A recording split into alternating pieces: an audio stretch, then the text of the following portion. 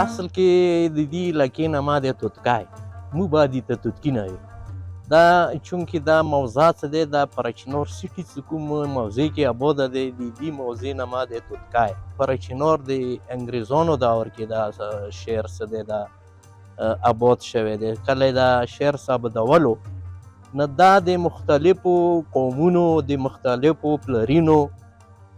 ځمکې دي دلته نه دغه ځای کې د پرچنور اکثر علاقه زیاتره علاقه څه دی هغه د امزخیلو قوم یوې ډېرې آنریبل هغه پلرینې چې هغه ته پړیخیل پلرینې وایي دا علاقه د پړیخیلو پلرینې دی نو بیا دلته خاص کر دې علاقې کې بیا چینرونه دي لکه د ملانوالو درې مشهور چینرونه دي د درې پلریو چینار د پاس کلي چینار و د پړیو چینار نه دغه ملیشي چې کومه کیله دی زړه کیله هغې نه لاندې د چینار اوس هغه زړه سټه موجوده دی نه دا چینار څه و دا د پړیخیلو پلرینې چینار و نه دي ته به وې د پړیخیلو چینار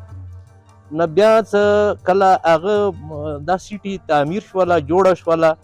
نه دا د بیا پاړه چینار باندې مشهوره وه د پاړیو چینار یعنی د پړیخیلو چینار بیا پاړه چینار و چونکې موږ اردو کې دا پاړه چینار لیکلو خو چې کله د انګلیش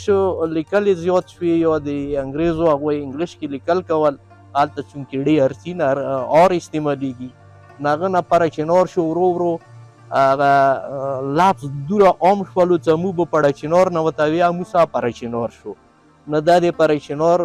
دې وجې ته پاړه چینار یایي چې هغه کوم چینار څه دی هغه د پړیخیلو پلرینې چینار دی پاړې ملک به و د پړې خیلو پلرینې مشر څه و هغه پاړې ملک و نه هغه پاړې ملک وجې نه دا چینار مشهور و نه ځکه دې ته د پاړې و